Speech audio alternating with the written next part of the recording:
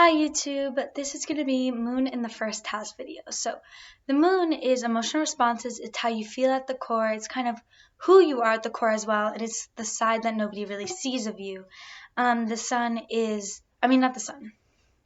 The first house is ego, self-expression, it's what people see you as, whatever your first house is in or whatever planets you have in the first house will indicate more of your appearances and just what people notice about you and what you project out to the world. It's the sun. It's what kind of it's like your vitality. It's like where your ascendant is.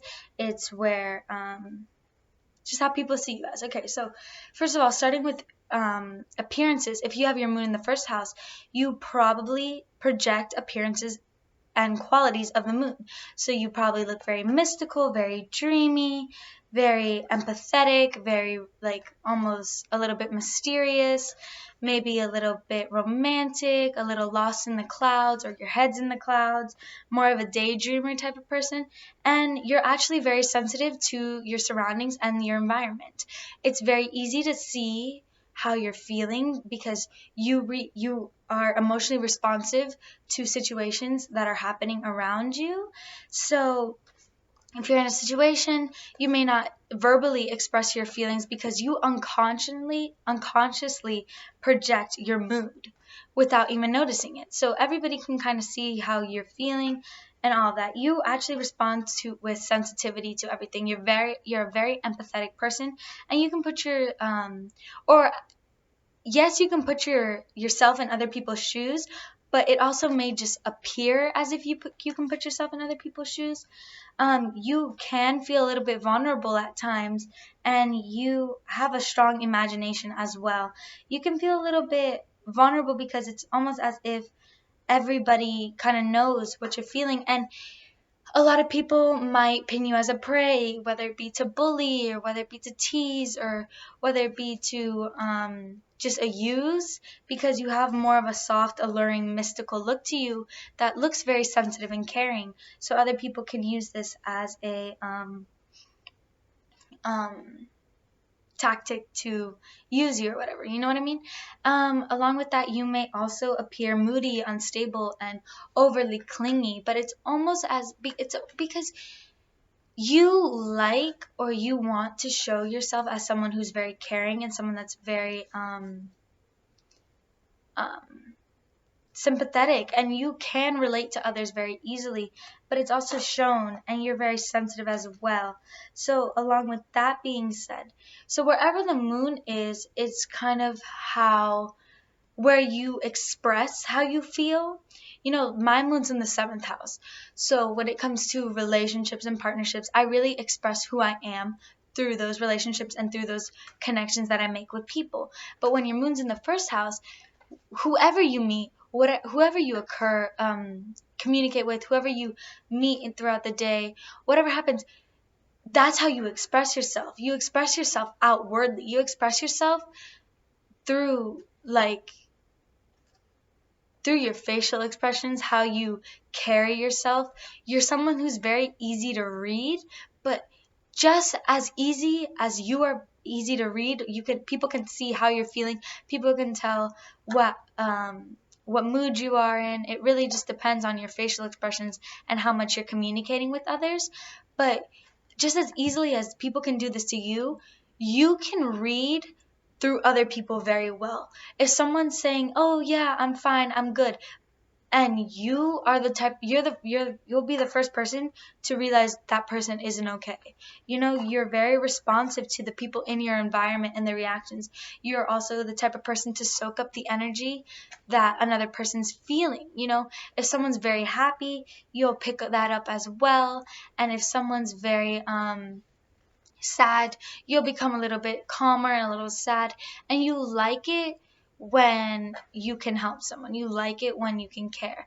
And actually, because the moon's here, it's almost as if you may feel vulnerable at times because other people can see what you're feeling, and yeah, you can come across as overly clingy and all that, but at the same time, it's almost like as if you can't help it. This is just how you do it. No matter how much you try, you won't be able to hide it from people.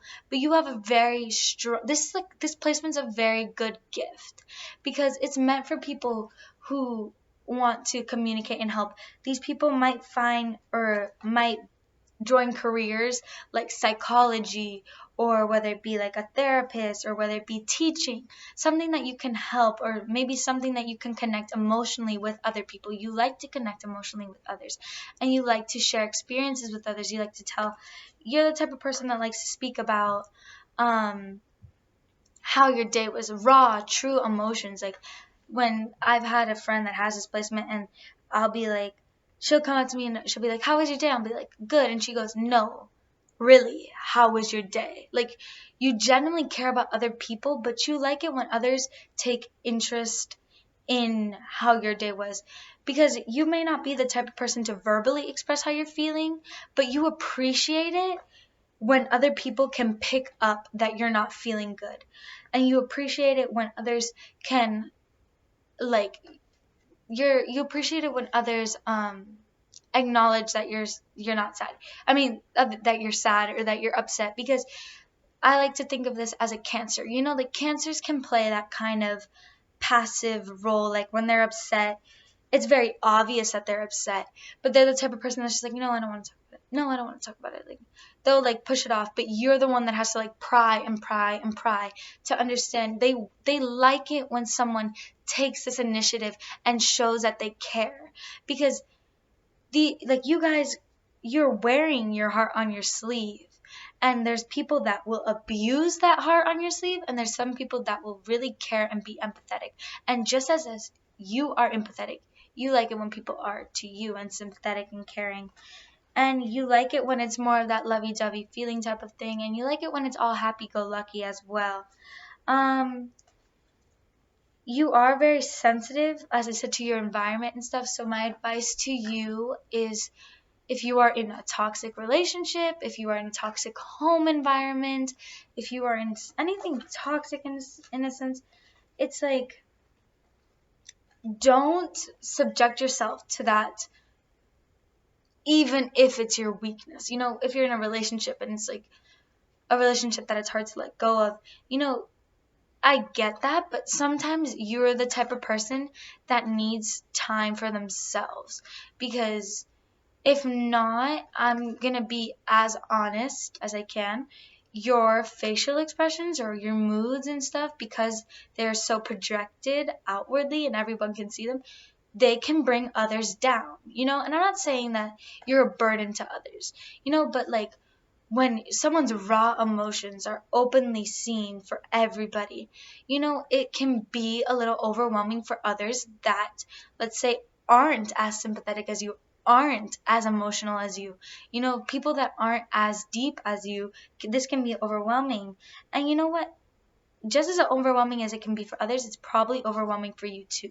So my advice is just to take your time out of your day, take a bath, light some candles, meditate, do anything that you can that just brings you to that zen, because sometimes your emotions can be a little bit overwhelming, and I understand that. Like, I totally feel you on that. But you know, for your own mental health and your own well-being, I'm not just saying this because you're a burden to everyone and no one. No, it's for your own good as well. It's just like, treat your body and your mind as if they were gold, because they are gold. And you know what? The truth is, don't let yourself be subjected to narcissistic behaviors, because other people, this placement is a target for people that will abuse you, because they can see that you care and they can see that you love so much. And some people will abuse that, because you will care and you will take care of somebody and you will put others' needs before yourself. You're the one that carries the burden a lot of the times, because you have to carry other people's burdens and then carry your own. And you yourself just need time to relax and just really meditate. And you are entitled to feel that way. You're entitled to feel however you want. Express your emotions, express your creativity and your imagination and all of that, because you are such a creative soul and you are so imaginative that you shouldn't put that aside. You shouldn't suppress it at all. But you need to have your time out of your day to sort it out before you can express it. Because you're someone to express your emotions automatically, how you feel automatically, and you can't help it. But sometimes you can be a verbal projector that you're like, oh, I feel like this, and you're not necessarily 100% sure. So when it comes to big decisions and big plannings and what you want to do with your life and all of that, it's best to really sort them out before you go out and express your creativity and your imagination. Because guess what? We all need those people, and we all need those people that are like that. And it's a great gift that you have that there, because you are like a helper and a healer all in one, and you're just amazing, because for some reason you can carry the burden of everything going on in your environment along with everything going on in your inner life. So like I said, I know I'm being repetitive, but taking time out for yourself is going to be something that's really beneficial for you. Anyways, I hope you related to this video, and if you didn't, leave any comments with any constructive criticism that you have. Leave your opinion, leave your stories, leave anything that you want to talk about. I like when people do that, because kind of strokes my ego a little bit, I'm not gonna lie, but I love talking to all of you guys, and I love talking and getting your feedback, and I love moon videos.